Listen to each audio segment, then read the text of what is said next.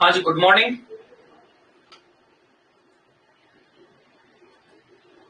Good morning mister Udit. हम कल की क्लास में कहाँ तक पहुंच गए थे, आप ये बताइए। गुड मॉर्निंग बेटा, अगेन गुड मॉर्निंग। हम कल कहाँ तक पहुंच गए थे क्लास में?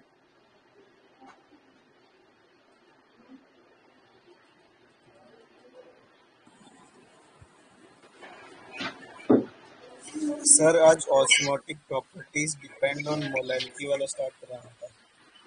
ओके, तो हम colligative properties and determination of molar मास हमने कल टॉपिक कवर कर लिया था।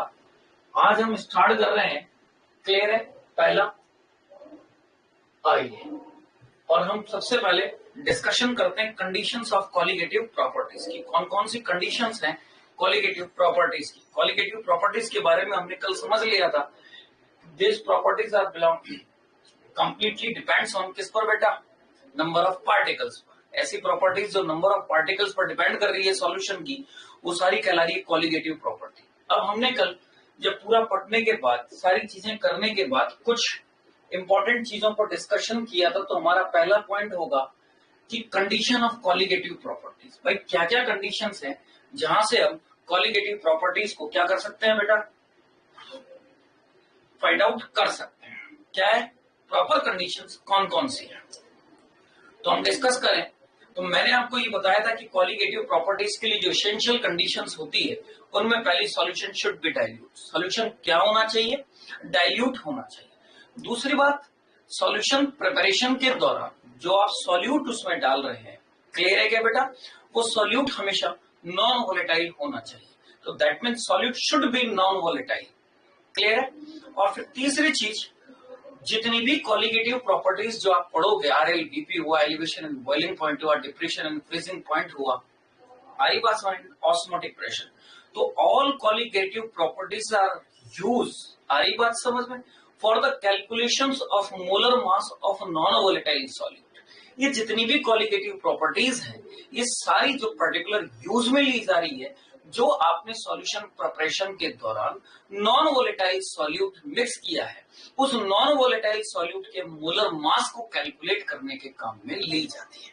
अब इसमें एक ऑब्जेक्टिव डेवलप किया जा सकता है। वो ऑब्जेक्टिव क्या? कि भाई ऐसी कौन सी कॉलिगेटिव प्रॉपर्टी है जिससे हम, क्लियर है क्या बेटा, किसी भी नॉन वोलेटाइल सॉल्यूट का जो मोलर मास है उसको थोड़ा सा अच्छे से प्रेडिक्ट कर सकते हैं। तो याद रखना, however osmotic pressure is the best qualitative property for the determining molecular mass of non volatile solute। तो किसी भी नॉन वोलेटाइल सॉल्यूट का मॉलिक्यूलर मास निकालने के लिए जो बेस्ट क्वालिटेटिव प्रॉपर्टी मानी गई है, वो है ऑस्मोटिक प्रेशर। क्लियर है बेटा? आ रही है बात समझ? और दूसरी, आप जितनी भी कॉलिगेटिव प्रॉपर्टी पढ़ लें, इन सारी कॉलिगेटिव प्रॉपर्टीज के लिए सबसे इसेंशियल जो चीज है वो है वॉन्ट ऑफ फैक्टर। आ रही है बात समझ? तो जितनी भी कॉलिगेटिव प्रॉपर्टीज की आप कैलकुलेशन करेंगे, क्लियर है, ऑल कॉलिगेटिव प्रॉपर्टीज की कैलकुलेशन के लिए जो रिक्वायरमेंट है हमको, वो है वॉन्ट ऑफ। तो इस पूरे चैप्टर में हम सबसे पहले अब इस सेक्शन के अंदर, इस चैप्टर के इस सेक्शन के अंदर हम डिस्कशन करेंगे पहले वॉन्ट ऑफ फैक्टर का, कि ये वॉन्ट ऑफ आया कहां से, ये वॉन्ट ऑफ फैक्टर है क्या चीज, क्या एक्सप्लेन करना चाह रहा है हमको वॉन्ट ऑफ। कल मैंने आपको समझाया और शुरुआत मैंने यहीं से की कि मेरे पास में कोई सॉल्वेंट है, और सॉल्वेंट में अगर मैं कोई नॉन वोलेटाइल सॉल्यूट डाल रहा हूं, तो नो डाउट कि प्रेशर तो डिक्रीज होगा। नॉन वोलेटाइल सॉल्यूट गया है सॉल्यूशन में, क्लियर है बेटा, तो सॉल्वेंट की एस्केपिंग टेंडेंसी कम हो जाएगी और वेपर प्रेशर डिक्रीज होगा। अब उस वेपर प्रेशर से उस सॉल्यूशन के ऊपर क्या क्या इफेक्ट आ रहा है, क्लियर है, नंबर ऑफ पार्टिकल्स कितने हो रहे हैं, नंबर ऑफ पार्टिकल्स पर जो जो चीजें डिपेंड्स हो रही है, हम उनकी स्टडी कर रहे हैं, which is called colligative properties. But important चीज ये है कि राउल्ट इस बारे में मौन था कि जो आपने नॉन वोलेटाइल सॉल्यूट डाला है, क्या वो डिसोसिएट होगा या वो एसोसिएट होगा, इस बारे में वो कुछ नहीं कह पाया। क्योंकि अगर सॉल्यूशन में नॉन वोलेटाइल सॉल्यूट जा रहा है, वो डिसोसिएट हो रहा है, तो नंबर ऑफ पार्टिकल्स बढ़ रहे हैं, आयंस बढ़ रहे हैं, क्लियर है क्या? और अगर आयंस बढ़ रहे हैं तो वेपर प्रेशर पर क्या इफेक्ट आ रहा है, बॉइलिंग पॉइंट पर क्या इफेक्ट आ रहा है, फ्रीजिंग पॉइंट पर क्या इफेक्ट आ रहा है, उसका ऑस्मोटिक प्रेशर क्या है, ये सारी की सारी चीजें हम कैलकुलेट करेंगे with the help of van't Hoff factor. ये सारी चीजें वॉन ऑफ ने डिस्कस की और वॉन ऑफ से ये सारी चीजें हमको समझ में आई। तो इन क्वालिटेटिव प्रॉपर्टीज को पढ़ने के लिए, इनकी प्रॉपर मैथमेटिकल कैलकुलेशंस के लिए हमें आवश्यकता है किसकी, वॉन ऑफ फैक्टर की। क्लियर है? तो पहले हम क्वालिटेटिव प्रॉपर्टीज के आसपास का पूरा ये एनवायरनमेंट समझ लें, फिर हम वॉन्ट ऑफ फैक्टर के मैथमेटिकल एक्सप्रेशन की ओर चलते हैं कि किस तरीके से वॉन्ट ऑफ ने इन चीजों को एक्सप्लेन किया, और फिर हम वॉन्ट ऑफ की दी गई सारी की सारी चीजों को अप्लाई करेंगे ऑल क्वालिटेटिव प्रॉपर्टीज के साथ। तो ऑलवेज रिमेंबर दैट, हमेशा ये याद रखना कि जितनी भी क्वालिटेटिव प्रॉपर्टीज हैं डिपेंड करती हैं किस पर, वॉन्ट ऑफ फैक्टर पर। हमेशा और हमेशा इस बात को नोट डाल लेना अपने माइंड में। मैं लिखते समय नोट्स में बकायदा आपको नोट डालकर किस चीज को मेंशन करूंगा कि all qualitative properties depends on van't Hoff factor. सारी qualitative property van't Hoff factor पर डिपेंड करती है। तो इंपॉर्टेंट चीज हमारे लिए क्या हो गई, वॉन्ट ऑफ फैक्टर। तो पहले तो कंडीशन ये थी, क्या ये आपके समझ में आ गई?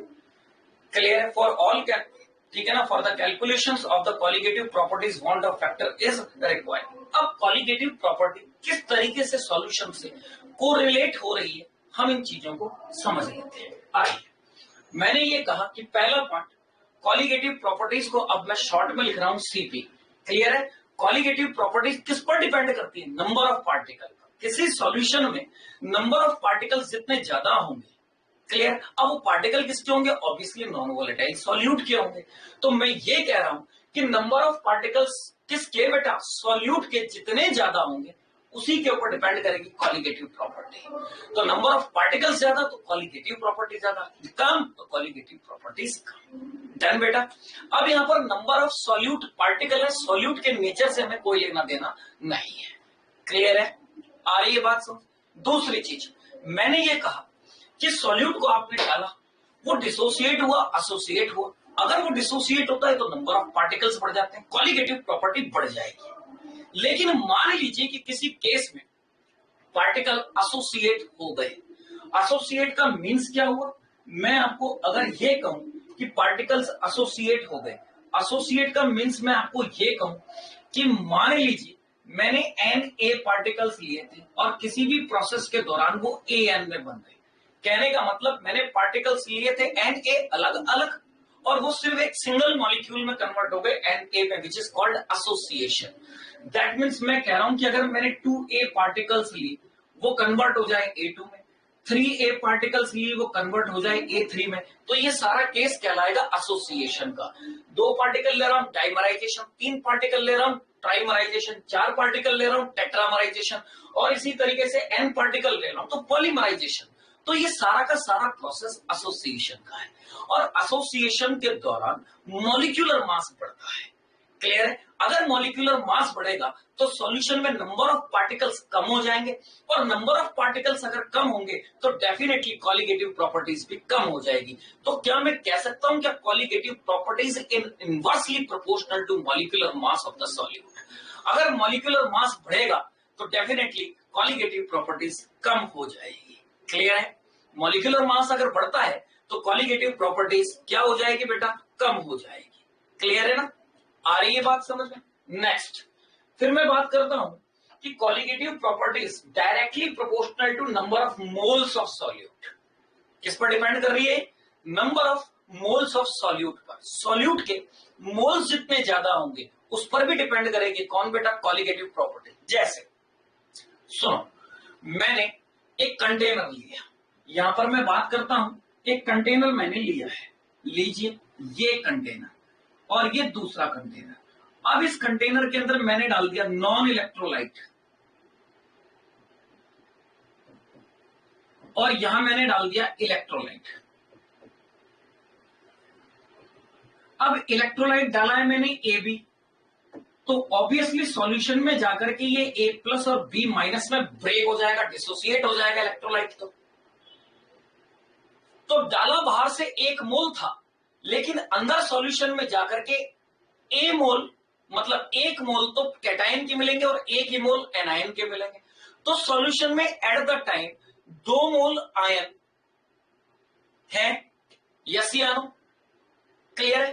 तो मैं कहूंगा कि अगर मैंने नॉन इलेक्ट्रोलाइट डाला तो बाहर से एक मोल डाला और वो सॉल्यूशन में भी एडजस्ट कितना करेगा? एक ही मोल एडजस्ट करेगा, क्योंकि वो नॉन इलेक्ट्रोलाइट से उसका डिसोसिएशन नहीं होगा। क्लियर है? तो कुल मिलाकर के कॉलिगेटिव प्रॉपर्टीज किस पर डिपेंड कर रही है? Number of moles per. यहां आपने एक मोल डाला, सॉल्यूशन में जो पार्टिकल एग्जिस्ट कर रहे हैं वो Na ही कर रहे हैं। अवोगाद्रो नंबर जितने ही पार्टिकल एग्जिस्ट कर रहे हैं, बिकॉज मोल एक ही है। लेकिन जैसे ही इसके अंदर कोई इलेक्ट्रोलाइट डाला तो अब सॉल्यूशन में पार्टिकल 2Na हो गए। 2Na क्यों? क्योंकि एक मोल कैटायन का और एक मोल एनायन का। इसलिए मैं कह रहा हूं कि colligative property is directly proportional to number of moles of solute. Done? यहां तक बात समझ में आई? चलिए नेक्स्ट हम बात करते हैं। चौथा पॉइंट हमारे पास में है कि colligative property is directly proportional to number of mole fraction of solute. You know very well, अगर सॉल्यूट के मोल ज्यादा है तो उसका मोल फ्रैक्शन भी ज्यादा ही होगा। क्लियर? तो हम ये कह सकते हैं कि अगर किसी भी सॉल्यूट का मोल फ्रैक्शन बढ़ रहा होगा तो डेफिनेटली कॉलिगेटिव प्रॉपर्टीज भी बढ़ेगी। अब हम ये कह रहे हैं कि भाई आपने नॉन इलेक्ट्रोलाइट डाला या फिर आपने इलेक्ट्रोलाइट डाला। अगर आपने नॉन इलेक्ट्रोलाइट डाला है तो मैं बात करूंगा नंबर ऑफ मॉलिक्यूल्स की, और अगर इलेक्ट्रोलाइट्स डाला है तो मैं बात करूंगा नंबर ऑफ आयंस की। तो look, colligative properties directly proportional to number of molecules. Done? और इसी तरीके से मैं कह रहा हूं कि colligative properties of number of ions कब मॉलिक्यूल्स पर कब डिपेंड? जब वो नॉन इलेक्ट्रोलाइट्स है। आयंस पर कब डिपेंड करेगी? जब वो इलेक्ट्रोलाइट्स होगा। तो ये दो एग्जांपल से ये आपको third point, fourth point, fifth point और सिक्स्थ पॉइंट बड़ी आसानी से समझ आ गया होगा। क्लियर है बेटा? आइए आगे हम बात करते हैं और समझते हैं हमारा अगला पॉइंट। मैं कहता हूं कि colligative properties of electrolytes always ज्यादा होगी किसके?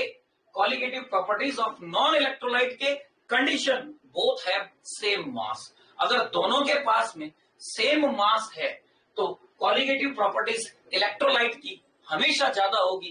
किससे बेटा? नॉन इलेक्ट्रोलाइट से। आ रही है मेरी बात समझ? पहले आप इन चीजों को बिल्कुल अच्छे से समझें, उसके बाद में मुझसे कोई डिस्कशन करें, जो भी आपको करना है। क्लियर है? आ रही है बात समझ में? बढ़िया। आगे दूसरा मैं ये कह रहा हूं, अब इस चीज को समझिएगा। ये पॉइंट आपके काफी अच्छा समझने का है। ये पॉइंट्स आपके जब समझ में आ जाएंगे तो फिर मैं आपको सीधा ट्रिकी मैनर में वन टॉप सिखाता हुआ इन क्वेश्चनों को डायरेक्ट सॉल्व करना सिखाऊंगा। आपको कोई पॉइंट याद नहीं करने, सिर्फ ये चीजों को सीखना है और अपने माइंड में डालना है कि ऐसा होगा, अगर मैं ऐसा करूंगा तो प्रोसेस ऐसा होगा। क्लियर है? तो सिमिलर वे में सारे क्वेश्चंस आपसे एक जैसे हो जाएंगे। बशर्त है कि आप एक एक चीज को पहले तरीके से समझिए। क्लियर है? मैंने कहा कि फॉर डिफरेंट सॉल्यूट, क्या कह रहा हूं मैं? For different solute of same molar concentration. मैंने क्या कहा? सॉल्यूट मेरे पास में डिफरेंट है लेकिन मोलर कंसंट्रेशन क्या है भाई? सेम। सेम मोलर कंसंट्रेशन कैसे? आइए पहले मैं इस चीज को समझाता हूं कि मैंने एक ये कंटेनर लिया, ये लीजिए दूसरा कंटेनर लिया, ये मैंने तीसरा कंटेनर लिया और ये मैंने चौथा कंटेनर लिया। 4 कंटेनर मैंने अलग अलग ले लिए हैं। क्लियर है क्या? मान लीजिए एक और ले लेता हूं ताकि आपका कंसेप्ट बिल्कुल क्लियर हो। ये 5 कंटेनर ले लिए। इस 5 कंटेनर में मैंने ए टाइप का सॉल्यूशन, ये बी टाइप का सॉल्यूशन, ये सी टाइप का सॉल्यूशन, ये मैंने डी टाइप का सॉल्यूशन और ये मैंने ये ई टाइप का सॉल्यूशन बना लिया है। क्लियर है? बात समझ में आ रही? तो A B C D E type का मैंने सॉल्यूशन जनरेट कर लिया है। मैं ये कहता हूं कि ये मेरे पास में 1 मोलरिटी, ये भी मेरे पास में 1 मोलरिटी, ये भी मेरे पास में 1 मोलरिटी। कहने का मतलब सभी में कंसंट्रेशन सेम है। तो मैंने क्या कहा? Same molar concentration. फिर मैं क्या कह रहा हूं? Different solute. मान लीजिए कि मैंने यहां पर NaCl का एक्वस सॉल्यूशन तैयार किया 1 मोलरिटी का। यहां पर मैंने MgCl2 का एक्वस सॉल्यूशन तैयार किया 1 मोलरिटी का। इस कंटेनर के अंदर मैं ये कह रहा हूं कि मैंने यूरिया का सॉल्यूशन तैयार कर लिया। कितना 1 मोलरिटी का। फिर यहां पर मैं कह देता हूं कि मान लीजिए मैंने यहां पर AlCl3 एल्यूमिनियम क्लोराइड का एक्वस सॉल्यूशन तैयार कर लिया 1 मोलरिटी का, और इसी तरीके से अगर मैं यहां पर Al2SO4 का होल थ्राइस अगर ये सॉल्यूशन तैयार कर लो, तो क्वेश्चन मेरा ये होगा कि इस सॉल्यूशन में नंबर ऑफ पार्टिकल्स कितने, इस सॉल्यूशन में नंबर ऑफ पार्टिकल्स कितने, इस सॉल्यूशन में नंबर ऑफ पार्टिकल्स कितने। दैट मीन्स हर कंटेनर के अंदर नंबर ऑफ पार्टिकल्स कितने एग्जिस्ट कर रहे हैं। अब वो पार्टिकल्स आयन भी हो सकते हैं और मॉलिक्यूल्स भी हो सकते हैं। लुक, क्या मेरे पास में ये और ये, that means sodium chloride, magnesium chloride, aluminium chloride और एल्युमिनियम सल्फेट, ये सभी इलेक्ट्रोलाइट्स हैं। तो क्या मैं इनके आयंस चेक करूंगा? और दूसरी बात, मेरे पास में ये यूरिया है, तो क्या मैं यूरिया के नंबर ऑफ मॉलिक्यूल्स चेक करूंगा? क्लियर है? तो देखिए, अभी मैंने यही कहा है कि colligative properties is directly proportional to, आ रही है बात समझ में, number of moles of solute.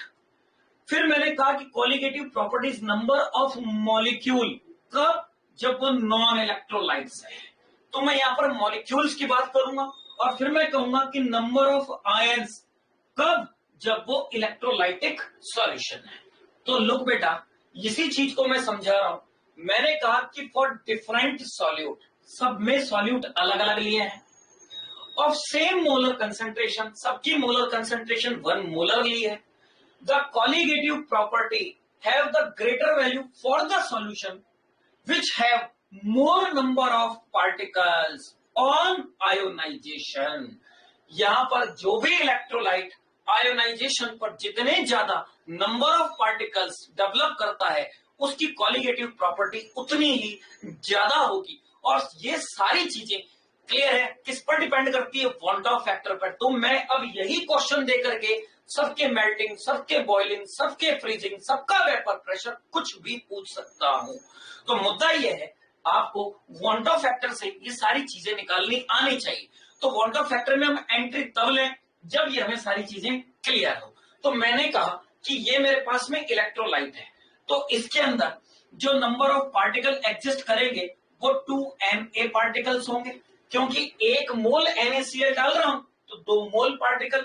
अगर मैं यहां पर बात करूं तो यहां पर 3Na पार्टिकल्स होंगे, जबकि यहां बात करूंगा तो only for Na particle. Urea 1 मोल डाला, 1 ही मोल रहेगा। क्लियर है क्या?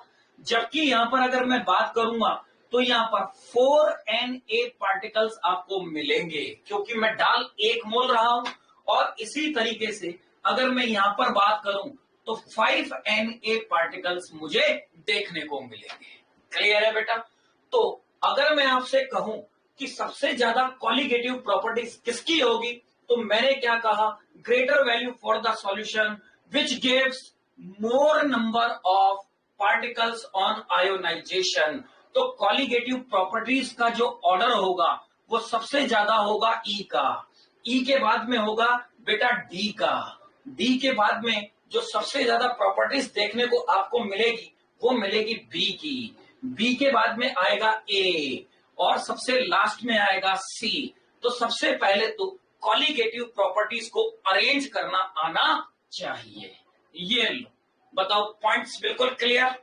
यहां तक बिल्कुल क्लियर? अब जब ये सारी चीजें क्लियर है तो आप जानते हो कि जितनी भी कॉलिगेटिव प्रॉपर्टीज हैं, क्लियर ना, जैसे RLBP क्लियर, जैसे एलिवेशन इन बॉइलिंग पॉइंट, जैसे डिप्रेशन इन फ्रीजिंग पॉइंट, जैसे ऑस्मोटिक प्रेशर, पढ़ाया नहीं है लेकिन अब तुमसे क्वेश्चन सॉल्व हो जाएंगे।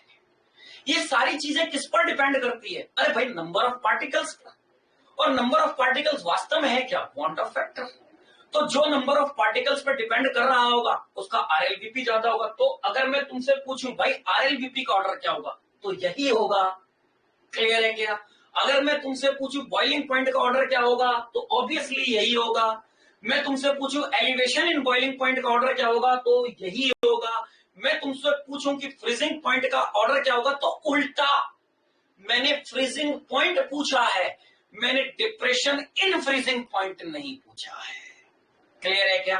तो depression in freezing point just इसका, डिप्रेशन इन फ्रीजिंग पॉइंट तो यही, लेकिन फ्रीजिंग पॉइंट जस्ट इसका उल्टा। अगर मैं आपसे ऑस्मोटिक प्रेशर पूछ लूंगा तो भी आंसर सेम। क्लियर है क्या? तो एक ही कंसेप्ट से हम बहुत सारी चीजों पर डिस्कस करेंगे। ये आपको एक जर्नल मैंने क्राइटेरिया एक्सप्लेन किया है कि इस तरीके से मैं क्वेश्चन को सॉल्व करूंगा। बात समझ में आ गई? फिर मैं इन सारी चीजों को लिंक करूंगा वांट ऑफ से और डायरेक्ट आंसर निकालना स्टार्ट करूंगा with the help of van't Hoff factor. Clear? Are you getting my idea? सबसे पहली चीज, क्या ये पॉइंट्स क्लियर है? अगर ये पॉइंट्स क्लियर हैं तो फिर मैं आपसे डिस्कस करता हूं अगले पॉइंट की ओर। और जो मेरा अगला पॉइंट है, अभी मैंने क्या कहा, सॉल्यूट डिफरेंट है लेकिन कंसंट्रेशन कैसी है? Same, same molar concentration. मैंने सभी में 1 मोलर कंसंट्रेशन ली, लेकिन ध्यान से देखिए मैंने इलेक्ट्रोलाइट को चेंज किया है। आइए अगला पॉइंट मैं लेता हूं, for different solution of same molar concentration. मैंने क्या कहा? फॉर डिफरेंट सॉल्यूशन, सॉल्यूशन अलग अलग है लेकिन सबकी मोलर कंसंट्रेशन सेम है, ऑफ डिफरेंट नॉन इलेक्ट्रोलाइट। आ रही है बात समझ में? मैंने कंटेनर में क्या डाले हैं? Non electrolyte. आइए मुद्दे को समझते हैं कि मेरे पास एक ये कंटेनर है, ये दूसरा कंटेनर मैंने लिया है, ये तीसरा कंटेनर मैंने लिया है और सपोज कीजिए कि ये चौथा कंटेनर मैंने लिया है। सेम मोलर कंसंट्रेशन मैं यहां पर 1m 1m 1m और 1m रख देता हूं। फिर मैं कह रहा हूं कि डिफरेंट नॉन इलेक्ट्रोलाइट, शर्त है नॉन इलेक्ट्रोलाइट, तो मैं इसमें ग्लूकोज,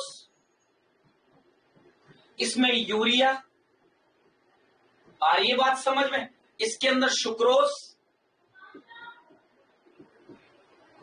और इसमें एनीवन, कोई भी नॉन इलेक्ट्रोलाइट ले लेता हूं, कोई भी, याद रखना एनीवन कोई भी नॉन इलेक्ट्रोलाइट्स है। आ रही है बात समझ में? और अगर अब मैं देखूं तो अगर मैंने इसका 1 मोल डाला है तो सॉल्यूशन में पार्टिकल्स Na ही अवेलेबल रहेंगे, यहां पर भी Na ही अवेलेबल रहेंगे, यहां पर भी Na ही अवेलेबल रहेंगे और यहां पर भी Na पार्टिकल्स ही अवेलेबल रहेंगे because of non electrolytes. Clear है?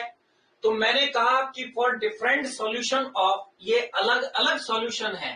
क्लियर है ना? सेम मोलर कंसंट्रेशन की कंसंट्रेशन सबकी सेम है, ऑफ डिफरेंट नॉन इलेक्ट्रोलाइट, सब में नॉन इलेक्ट्रोलाइट है। The colligative properties have same value for all. Why? Because सभी सॉल्यूशन के अंदर नंबर ऑफ पार्टिकल सिर्फ और सिर्फ सेम है। दैट मीन्स सभी में 1 मोल डिसॉल्व किया है तो सॉल्यूशन में पार्टिकल भी 1 ही मोल एडजस्ट कर रहे हैं। बोलो मेरी बात क्लियर है? चलिए आगे बात करते हैं। For different molar concentration of same solute, बड़ा मुद्दे से समझना। मैंने क्या कहा है?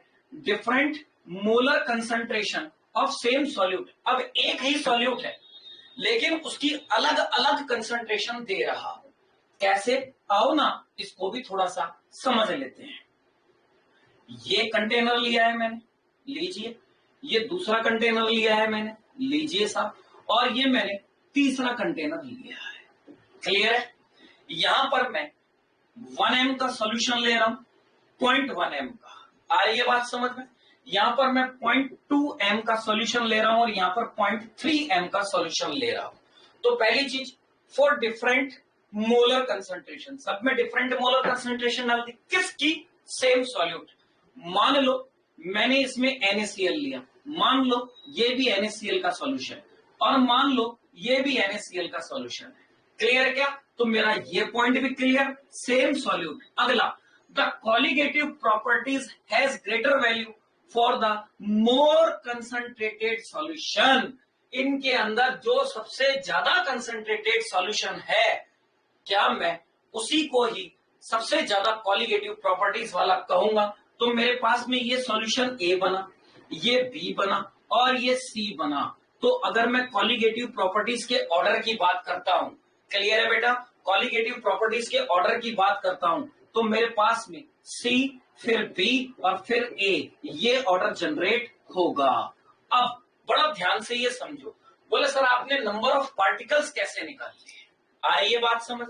भाई 1m था तो जर्नली इसके 2 पार्टिकल्स क्रिएट हो रहे थे, यहां पर भी 2Na क्रिएट्स हो रहे थे और वहां पर भी 2Na क्रिएट्स हो रहे थे। और याद करो mole is equal to N0 upon Na होता है। याद आया क्या? मोल, ये लीजिए स्मॉल n, ये स्मॉल n, तो N0 number of particles upon Avogadro number. तो क्या मैं N0 is equal to n into Na लिख सकता हूं क्या? बोलो यस या नो। अब दूसरी बात आप कहोगे सर मोल कैसे निकालेंगे? अरे भाई मोलरिटी में दिया है। मोलरिटी का मतलब क्या हुआ? 0.1 मोल एग्जिस्ट कर रहा है 1 लीटर में, ये 0.2 मोल एग्जिस्ट कर रहा है 2 लीटर में, और ये 0.3 मोल एग्जिस्ट कर रहा है 1 लीटर में। अरे हाँ या ना?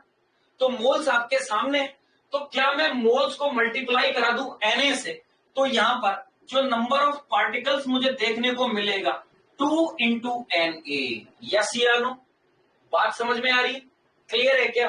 तो n कितना है बेटा इसका, जो मोल लिया है मैंने, तो 1 मोल, और NaCl है, ब्रेक हो रहे तो 2 मोल पार्टिकल्स। इसलिए अब आप ये ध्यान रखना कि मैं पार्टिकल्स कैसे निकाल रहा हूं। फर्स्ट ऑफ ऑल ये अंदर जाकर के डिसोसिएट हो रहा है। क्लियर है? अब ये डिसोसिएट हो रहा है तो हमें यहाँ रिक्वायरमेंट होगी वांट ऑफ फैक्टर की। क्लियर है? तो हम ये कहते हैं कि जब कभी ऐसा क्वेश्चन हो तो I इंटू कंसंट्रेशन काम में ली जाएगी। I क्या है? Want Hoff factor. क्लियर है? आ रही है बात से? इंटू कंसंट्रेशन, तो इसका वांट ऑफ फैक्टर जो है, आ रही है बेटा बात समझ में? इसका वांट ऑफ फैक्टर है वो 2, कंसंट्रेशन है 0.1, तो आंसर आएगा 0.2। क्लियर है क्या?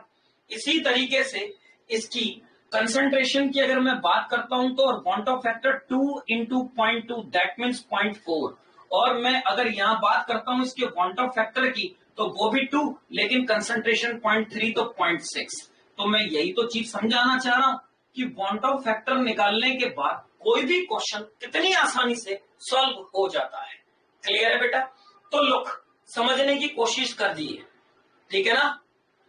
क्लियर है? तो देखिए मैं फिर क्या कह रहा हूं, for different molecular concentration of same solute, solute same है लेकिन कंसंट्रेशन सब में डिफरेंट है। क्लियर है क्या बेटा? तो याद रखिएगा colligative properties has greater value for more concentrated solution.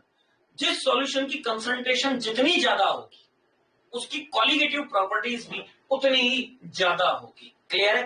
Pressure मत डालना दिमाग पे इन चीजों को रटने का। एक चीज सिखाऊंगा, सारे क्वेश्चन सॉल्व होंगे, किसी भी वैरायटी का क्वेश्चन आसानी से सॉल्व कर सकते हो। पर सबसे पहली चीज आपको वांट ऑफ फैक्टर भी तो निकालना आना चाहिए कि ये वांट ऑफ फैक्टर है क्या। ये आएगा तभी तो आपको क्वेश्चन आएंगे। यस या नो? तो हमारी सबसे पहली प्रक्रिया होगी वांट ऑफ फैक्टर को कैलकुलेट करने की। तो चौथा पॉइंट मैं क्या कह रहा हूं, for solution of different solution, for solution of different solute having same percent strength, same percent strength, different solute अलग अलग डाल लिए लेकिन सभी की परसेंट स्ट्रेंथ सेम है। जैसे मान लीजिए अब परसेंट स्ट्रेंथ में किसी में भी ले सकता हूं, weight by weight, weight by volume वगैरह वगैरह जो हम पढ़ के आ गए सारी कंसंट्रेशन का। तो मैंने क्या कहा, for solution of different solute, solute अलग अलग है but have the same percent strength, the colligative properties has greater value for solute with least molecular weight, जिसका molecular weight कम है उसकी colligative properties सबसे ज्यादा होगी। इसके ऊपर कई क्वेश्चंस बनते हैं, याद रखिएगा परसेंटेज स्ट्रेंथ सेम है तो colligative properties has greater value for the solute with least molecular weight, क्योंकि तुम पढ़ के आए हो ना भाई, colligative properties is inversely proportional to molecular weight. Molecular weight बढ़ेगा तो कॉलिगेटिव प्रॉपर्टीज कम होगी, और मॉलिक्यूलर वेट कम है तो कॉलिगेटिव प्रॉपर्टीज बढ़ जाएगी। तो ऐसा कोई भी सॉल्यूट जिसका मॉलिक्यूलर वेट कम होगा उसकी कॉलिगेटिव प्रॉपर्टीज ज्यादा होंगी। तो ये जितने भी पॉइंट्स मैं बना रहा हूं वो ये सारे के सारे पॉइंट उन पीछे वाले 7 पॉइंट्स पर डिपेंड करते हैं जो बिहाइंड स्लाइड्स आप पढ़ करके आए हैं। अरे ये बात समझ में? अगला देखिए, लास्ट में आपसे क्या कह रहा हूं, इस पॉइंट को और समझिए।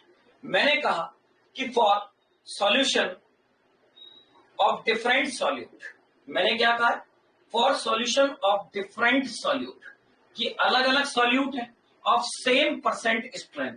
फिर से सुनना, for solution of different solute of same percent strength, the magnitude of colligative properties is more for that solute which give more number of particles। जो colligative properties का मैग्नीट्यूड निकाला जाएगा वो हमेशा पार्टिकल्स के रेस्पेक्ट में निकाला जाएगा। तो जो सॉल्यूशन जितने ज्यादा पार्टिकल्स को रखेगा उसी के ऊपर ये सारा सिस्टम सेट होगा। बात समझ में आई? तो ये कुल छोटे छोटे 5 पॉइंट थे मेरे पास में। तो क्यों ना पहले हम सारी कॉलिगेटिव प्रॉपर्टीज को अब पॉइंट टू पॉइंट पढ़ना स्टार्ट करें। आरएलवीपी में पढ़ा चुका हूं, इसलिए आरएलवीपी पर मैं डिस्कस नहीं करूंगा और उसके बाद क्वेश्चन सारे सॉल्व जरूर करेंगे। क्लियर है? तो अब हमारे पास में बचता है elevation in boiling point, depression in freezing point और ऑस्मोटिक प्रेशर। क्लियर है बेटा? ये 4 कॉलिगेटिव प्रॉपर्टीज के अंदर से पहले मैं करा चुका हूं, 3 बचती है, लेकिन इनसे पहले सर वांट ऑफ फैक्टर तो निकालना पड़ेगा। तो अब हम बात करेंगे वांट ऑफ फैक्टर की और एबनॉर्मल मोलर मास की। तो आज की क्लास में अब मैं सबसे पहले जो स्टार्ट करने जा रहा हूं वो जा रहा हूं वांट ऑफ फैक्टर। तो आप वांट ऑफ फैक्टर को बड़ा अच्छे से समझिए। क्या यहां तक आप लोगों को जितना मैंने अभी तक कराया उतना clear? Have any doubt? Say yes या no? Then I will go to van't Hoff factor. Okay बेटा, डन। क्लियर है? आ रही है बात समझ में? हम आगे बढ़ते हैं। नहीं, मैं स्पीकर ऑन नहीं करूंगा, आप चैट के माध्यम से बोलिए। स्पीकर ऑन करते ही तो ये चीजें सारी उसमें चली जाती हैं, ठीक है ना? कोई बहुत इसेंशियल मुझे नीड होगी तो मैं चालू करूंगा सिद्धार्थ, ठीक है? चलिए देखिए, हम आगे बढ़ते हैं और आगे अब बात हम करते हैं। सबसे पहला जो हमारा पॉइंट है वांट ऑफ फैक्टर, ये लीजिए,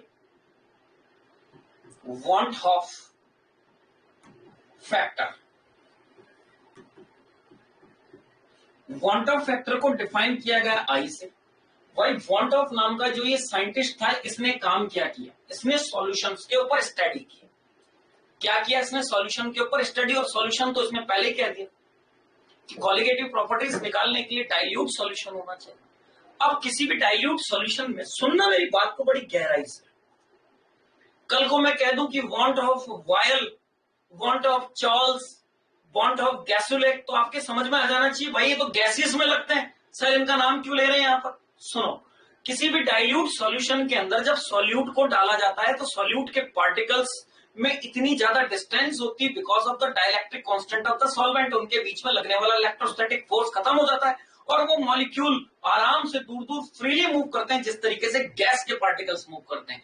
तो वो सारे गैस के लॉ को एप्लीकेबल किया जा सकता है एक सॉल्यूशन के ऊपर, इसीलिए सॉल्यूशंस लॉ बनाए गए अकॉर्डिंग टू किसके? गैसियस लॉ के। तो वो वांट ऑफ फैक्टर ने उन साइंटिस्टों के नाम के साथ हेल्प लेते हुए, अपना खुद का नाम जोड़ते हुए ऑस्मोटिक प्रेशर की डेफिनेशन को डेवलप किया। हम ऑस्मोटिक में इस बात को जिक्र करेंगे अच्छे से कि ऐसा क्यों किया। आ रही है बात समझ में? आइडियल गैस इक्वेशन वगैरह वगैरह क्यों ली?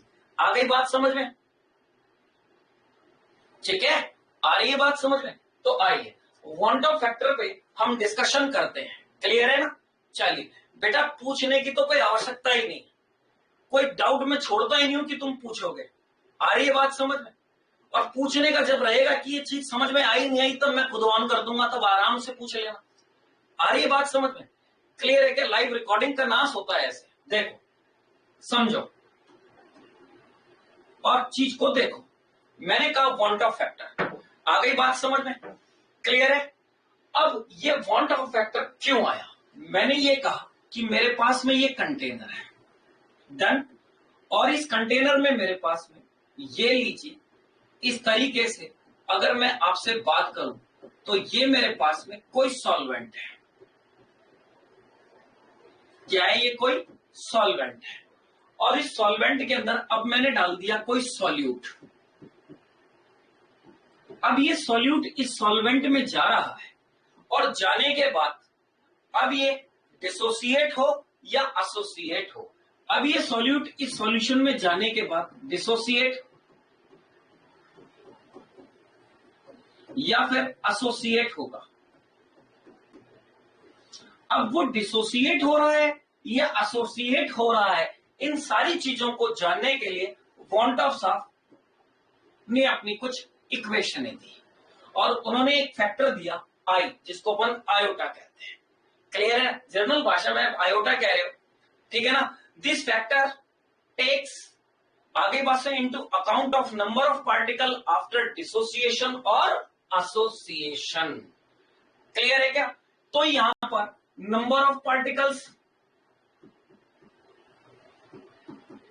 कितने होंगे, ये कैलकुलेशन, यहां पर number of particles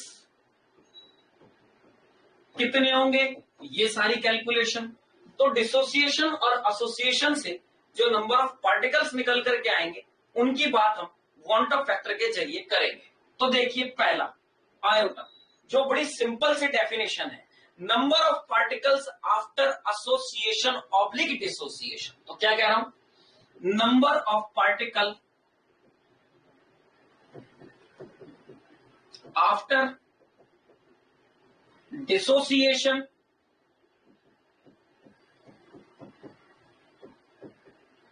oblique association. Clear है क्या? एसोसिएशन और डिसोसिएशन होने के बाद पार्टिकल कितने हैं upon number of particle upon number of particles before dissociation oblique association. Dissociation oblique association. आ गई बात समझ में? क्लियर है क्या बेटा? TION आएगा ना, ये कि डिसोसिएशन और एसोसिएशन के बाद, तो कहने का मतलब want of factor is the ratio of, want of factor is the ratio of number of particles after dissociation and number of particles before dissociation। कि डिसोसिएशन से पहले और डिसोसिएशन के बाद में जो नंबर ऑफ पार्टिकल्स होंगे, उनका जो रेशो होगा, वही मेरे पास want of फैक्टर कहलाएगा। Point clear? आइए अब मैं इसी पर बात करता हूं कि साहब, अब पार्टिकल्स आ गए, आफ्टर डिसोसिएशन भी आ गए और बिफोर डिसोसिएशन भी आ गए, और इन पार्टिकल्स पर तो क्या डिपेंड कर रही, कॉलिगेटिव प्रॉपर्टीज। अब इसी चीज को उन्होंने उठा करके जोड़ा कॉलिगेटिव प्रॉपर्टीज, क्योंकि कॉलिगेटिव प्रॉपर्टीज किस पर डिपेंड कर रही है, नंबर ऑफ पार्टिकल्स पर डिपेंड कर रही है। तो क्या मैं यहां पर बड़े आराम से एक चीज कह सकता हूं, क्या आई वॉन ऑफ फैक्टर, आ रही है बात समझ में? तो मैं कहूंगा ऑब्जर्व कॉलिगेटिव प्रॉपर्टीज, जो मैंने ऑब्जर्व की है पार्टिकल्स के ब्रेक होने के बाद में, कि भाई कितने पार्टिकल्स आए, मैंने कोई इलेक्ट्रोलाइट डाला और इलेक्ट्रोलाइट डालने के बाद कितने पार्टिकल्स आए, तो क्या मैंने ऑब्जर्व किया क्या? तो मैं कहूंगा कि वॉन ऑफ फैक्टर में ऑब्जर्व कॉलिगेटिव प्रॉपर्टीज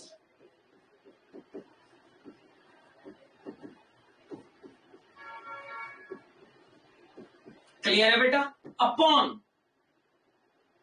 ये मैंने ऑब्जर्व किया, observe colligative properties upon theoretical और calculated colligative properties, upon theoretical. बड़ा ध्यान से सीखना एक एक चीज को, अपॉन थ्योरेटिकल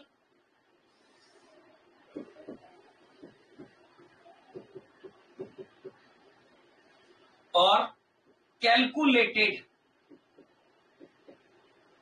कॉलिगेटिव प्रॉपर्टीज।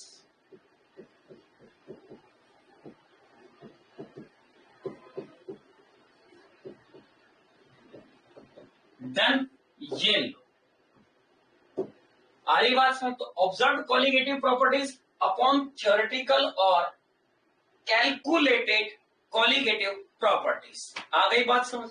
अब इसी से ही अगर मैं एक और फॉर्मूला बनाना चाहूं, मान लो कि मुझे तो मोलर मास दिया गया है, क्लियर है? तो मैं ये कहूंगा iota means van't Hoff factor is equal to calculated molar mass upon observe molar mass. मैंने क्या कह दिया, इस चीज को मैं समझाता हूं। देखो, calculated molar mass upon observe molar मास।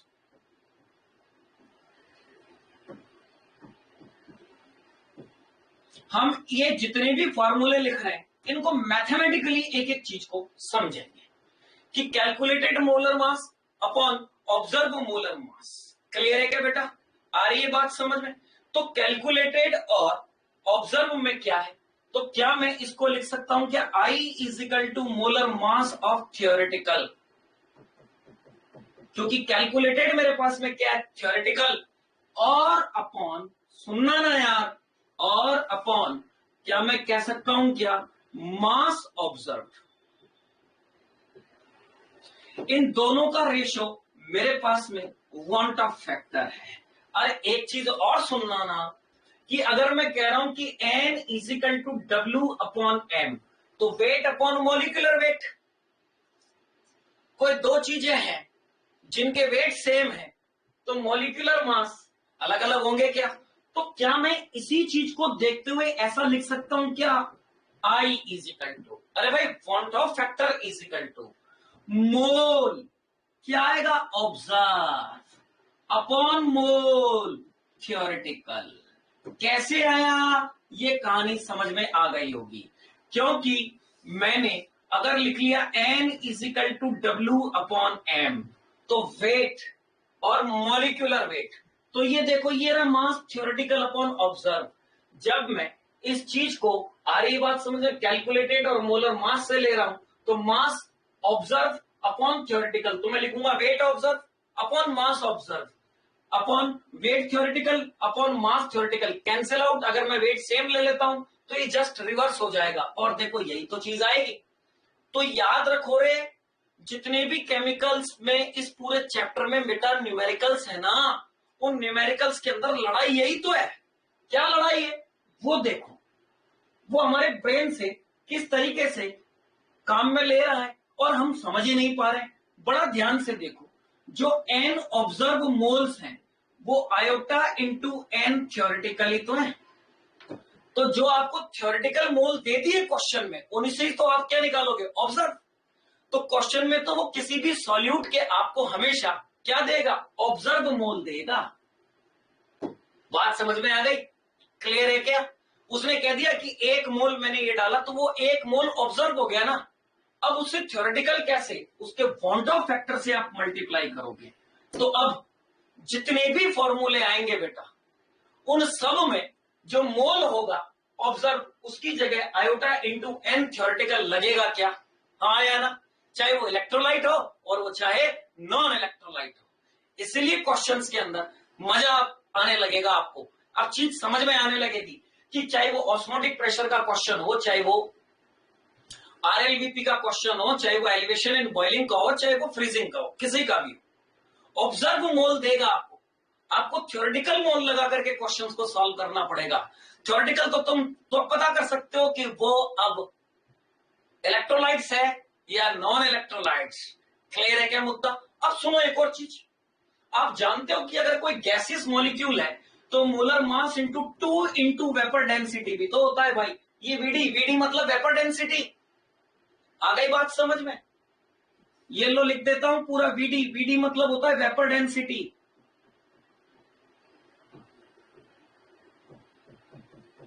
क्लियर है क्या? अब तुम खुद देख लो यार, अगर मैं आयोटा इजिकल टू इस मोलर मास थ्योरेटिकल की जगह 2 into vapour density theoretical upon 2 into vapour density observe डालूंगा तो 2 से 2 कैंसिल। अरे तो यार वेपर डेंसिटी क्या जाएगी, theoretical upon vapour density observe. ये लो vapour density theoretical upon vapour density observe. ये लीजिए, ये भी तो एक फॉर्मूला बन गया। बोलो, तो क्या आराम से हम बॉन्ड ऑफ फैक्टर को समझते हुए जा रहे हैं कि बॉन्ड ऑफ फैक्टर आखिरकार है क्या चीज। अब सुनना मुद्दे की बात। मुद्दे की बात यह है कि जब हमने इन चीजों को समझ लिया तो भाई अब हमारे समझ में ये आ गया कि ये वास्तव में बॉन्ड ऑफ फैक्टर कुछ नहीं है, रेशियो है। किसका? नंबर ऑफ पार्टिकल्स का। एसोसिएशन और डिसोसिएशन कब? आफ्टर और बिफोर। सॉल्यूट को डालने से पहले कितने पार्टिकल्स थे और डालने के बाद अब क्या सिचुएशन है, उन दोनों का रेशियो ही तो है ही है। तो अब सुनो रे भाई, सुनना, मैंने ये सॉल्यूट डाला, ये सॉल्यूट डाला। अब ऐसा भी तो होता है सॉल्यूट ना तो एसोसिएट और ना ही डिसोसिएट हो, अंदर जाकर के रेस्ट कर रहा हो। तो रेस्ट मोड में तो कौन रहेगा? नॉन इलेक्ट्रोलाइट, क्योंकि ना तो वो डिसोसिएट होगा और ना ही वो एसोसिएट होगा। तो उनका रेशियो तो ऑलवेज वन ही होगा ना तो डिसोसिएट ना एसोसिएट, तो ऑलवेज वन। तो जितने भी नॉन इलेक्ट्रोलाइट्स होते हैं उनके सबके लिए बॉन्ड ऑफ फैक्टर की वैल्यू ऑलवेज वन। दिमाग नहीं लगाना, मैथमेटिकल और प्रूफ कर लेंगे, पहले चीजों को समझ लेते हैं। डन? आ रही बात सुन? तो जितने भी नॉन इलेक्ट्रोलाइट्स हैं उन सबके लिए बॉन्ड ऑफ फैक्टर की वैल्यू वन। रीजन? सॉल्यूट डाला है, सॉल्यूशन में जाकर के रेस्ट कर रहा है, सॉल्यूशन बनाने के बाद कुछ काम ही नहीं कर रहा। हाँ या ना तो डिसोसिएट हो रहा है और ना ही एसोसिएट हो रहा है, तो रेस्ट ही तो कर रहा है। और जब रेस्ट कर रहा है तो इनका रेशियो ऑलवेज वन के बराबर होगा। क्लियर है? अब सुनो, सब सॉल्यूशन गया, सॉल्यूट सॉल्यूशन में गया। अब सॉल्यूशन में सॉल्यूट जाते लड़ाई झगड़े करना स्टार्ट कर दे, क्योंकि सॉल्यूशन उसको उसकाएगा। अरे भाई कैसे, समझो ना यार, सॉल्यूट डाला, सॉल्यूशन में डाला, बनाया मतलब सॉल्वेंट में डाला। सॉल्वेंट उसके बीच में लगने वाले इलेक्ट्रोस्टैटिक फोर्स ऑफ अट्रैक्शन को खत्म कर रहा है और पार्टिकल्स दूर दूर जा रहे हैं। तो एसोसिएशन और डिसोसिएशन, तो पार्टिकल्स बढ़ रहे हैं। पहले पार्टिकल्स के बीच में इलेक्ट्रोस्टैटिक फोर्स ऑफ अट्रैक्शन था सॉल्यूट में, जैसे ही सॉल्यूशन में डाल दिया मतलब सॉल्वेंट में डाल दिया, सॉल्वेंट ने अपना काम किया। अब सॉल्यूट अपना काम करेगा। क्या करेगा? अपनी पॉपुलेशन को बढ़ा देगा और सॉल्यूशन को कहेगा अब लड़। तो नंबर ऑफ पार्टिकल्स बढ़ गए, सरफेस के ऊपर नंबर ऑफ पार्टिकल्स इकट्ठे हो गए ज्यादा से ज्यादा। तो सॉल्वेंट के पार्टिकल्स की एस्केपिंग टेंडेंसी कम हो गई। अब सॉल्वेंट के पार्टिकल इतने थोड़ी हैं जो एस्केप होकर के वेपोराइज्ड हो जाएंगे, नहीं। तो अब है क्या? आ रही बात? सॉल्यूशन का वेपर प्रेशर कम हो गया। तो मुद्दे की बात अब समझो कि जो रेशियो है वो ग्रेटर देन वन हो जाता है। हाँ या ना? अगर डिसोसिएशन हो रहा है, नंबर ऑफ पार्टिकल्स बढ़ रहे हैं, तो जो ये रेशियो है ये ग्रेटर देन वन हो जाएगा। तो आयोटा की value greater than one, non electrolyte थी तो वन। आ रही बात समझ में? और जैसे ही इलेक्ट्रोलाइट आया और वो डिसोसिएट हुआ तो ये रेशियो वन से बड़ा हो जाए, मतलब कहने का मतलब वन के उस पे आ जाएगा। आ रही बात समझ? आयोटा की वैल्यू हमेशा एक से बढ़ जाएगी। लेकिन अगर केस एसोसिएशन का हो रहा हो, भाई सॉल्यूट अंदर गया और सॉल्वेंट के साथ में कह दिया कि मेरे का कोई लड़ाई झगड़ा नहीं है, मैं तेरा भाई तू मेरा भाई, और दोनों ने अंदर सॉल्यूट ने मिलकर के अंदर कॉम्प्रोमाइज कर लिया, लाइक हाइड्रोजन बॉन्डिंग। आया ना? सॉल्वेंट के पास में अवेलेबल होगी और उनके पास भी अवेलेबल होगी, बात शर्त सॉल्वेंट नॉन पोलर होना चाहिए भैया, वो भी समझदार होना चाहिए। ऐसा नहीं कि पोलर सॉल्वेंट और तुम सॉल्यूट डाल रहे हो और फिर वो कह दे कि अब कर, तो बहुत बड़ा लड़ाई झगड़ा हो जाएगा। दोनों आदमी समझदार चाहिए अपने को। इसी चीज को अपन समझेंगे अभी मैथमेटिकल एक्सप्रेशन के जरिए कि वेपर प्रेशर वगैरह इन चीजों पर इफेक्ट कैसे पड़ेगा। मुद्दा समझ आ रहा है मेरी बात का? तो इस केस के अंदर जब एसोसिएशन हो रहा होगा तो बॉन्ड ऑफ फैक्टर की वैल्यू, अरे रे रे, इन दोनों का रेशियो एक से कम होगा। तो क्या अब मैं आपके लिए एक नया पॉइंट बना दूं और उसको हमेशा के लिए आप लोग याद कर लेना, और ये डायरेक्ट पूछा आपसे जाएगा। मैं कह रहा हूं कि if iota will equal to one, अगर बॉन्ड ऑफ फैक्टर की वैल्यू वन है तो the solute does not undergo, क्या लिखूंगा मैं? The solute does not undergo, अरे बोलो ना, the solute does not undergo dissociate और एसोसिएटेड। आ गई बात समझ में? Undergo association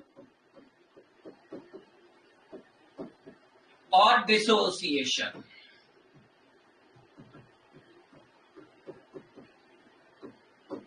done. Solute particle डाला ना, तो वो डिसोसिएट हुआ और ना ही वो एसोसिएट हुआ। आ गई बात समझ में? तो जैसा गया था वैसा ही है ना, पहले भी नॉर्मल था और अभी भी नॉर्मल है, कोई फर्क ही नहीं पड़ा। ये कहलाती है नॉर्मल कॉलिगेटिव प्रॉपर्टीज। अरे हम यही तो कह रहे हैं भाई, नॉर्मल मोलर मास और एबनॉर्मल मोलर मास भी बताना, that is normal CP, normal colligative properties.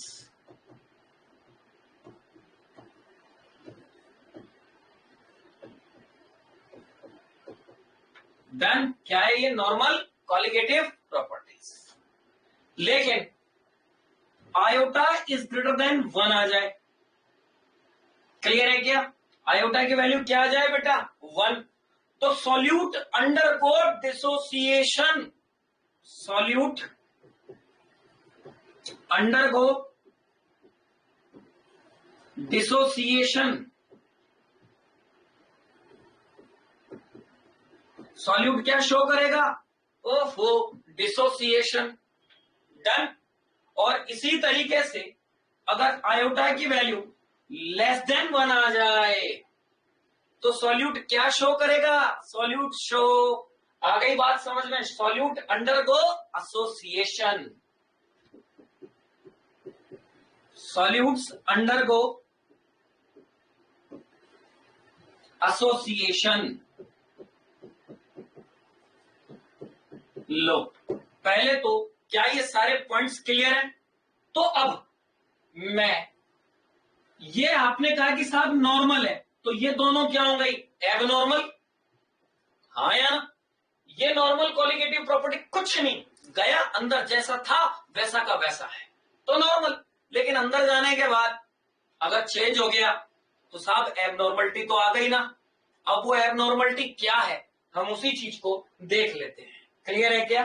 तो आइए, अब मैं आपसे क्या कह रहा हूं, इस चीज को थोड़ा सा समझना। मैंने ये कहा कि भाई iota is equal to abnormal colligative properties और नॉर्मल कॉलिगेटिव प्रॉपर्टीज का रेशो भी तो है।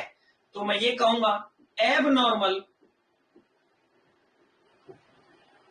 Colligative properties, CP means colligative properties upon normal colligative properties. ये लीजिए, इन दोनों का रेशो भी तो 1 फैक्टर है। तो अब मैं आराम से ये चीज भी तो कह सकता हूं, क्या भाई? क्या कह सकता हूं? अरे भाई देखो ना, मैं ये चीज भी तो कह सकता हूं कि 1 फैक्टर इज इक्वल टू, जब ये नॉर्मल कॉलिगेटिव प्रॉपर्टीज है और कॉलिगेटिव प्रॉपर्टीज अगर बढ़ती तो मॉलिक्यूलर मास कम हो जाता है। आ रही है बात समझ में? तो मैं यहां पर अब इसका उल्टा लिख सकता हूं, क्या? Normal molar mass upon abnormal molar mass. ये लीजिए, normal molar mass upon abnormal molar mass.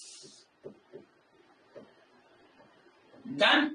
ये लीजिए, तो क्या मैंने वॉन ऑफ से रिलेटेड जो जो चीजें थी वो सारी बता दी? क्लियर है क्या? तो याद रखना, ये नॉर्मल कॉलिगेटिव प्रॉपर्टीज थी, तो एबनॉर्मल के लिए कभी भी iota is not equal to 1। तो ये एबनॉर्मल का केस है और वो नॉर्मल का केस है, तो ये दोनों एबनॉर्मल के केस हैं। और इसी से हमने बनाया normal colligative properties upon abnormal colligative properties. हाँ या ना? यहां तक बोलो बेटा, पॉइंट बिल्कुल अच्छे से क्लियर? ठीक है, आ गई बात समझ में? तो डिसोसिएशन के केस में क्या हो रहा था? आओ आओ ना, आओ समझ लेते हैं कि यहां पर डिसोसिएशन के केस में मैं अगर बात करूं तो always number of particle increase होंगे, जबकि एसोसिएशन के केस में नंबर ऑफ पार्टिकल डिक्रीज होंगे। क्लियर है क्या? नंबर ऑफ पार्टिकल्स डिक्रीज होंगे तो मॉलिक्यूलर मास, मैं mm लिख रहा हूं, समझ जाना, मॉलिक्यूलर मास इंक्रीज होगा, और इस केस में मॉलिक्यूलर मास डिक्रीज होगा। ये बाद में समझ नहीं आएगा, तो मॉलिक्यूलर मैं मास कर रहा हूं इसको। क्लियर है क्या? क्या कर रहा हूं इसको? मॉलिक्यूलर मास कर रहा हूं, और इसको भी क्या कर रहा हूं? Molecular mass. ये लीजिए, तो पहले तो ये छोटी छोटी चीजें जो काम की थी वो हमारे सारे समझ में आ गई। अब हम डिसोसिएशन का केस, एसोसिएशन का केस, और किस तरीके से हम वांट ऑफ पर बात करेंगे, ये अब मैं आगे आपको कल की क्लास में सिखाऊंगा। बट हम्बल रिक्वेस्ट ये है कि जितना आज पढ़ाया उतना आपको पढ़ के रखना पड़ेगा। उतना अगर पढ़ के रखते हो तो कल की क्लास में इंटरेस्ट भी आएगा, साथ साथ आप सारे न्यूमेरिकल तुरंत मेरे साथ साथ सॉल्व कर लेंगे। So thank you so much for joining us. We will meet tomorrow at the same time for next class. Again thank you.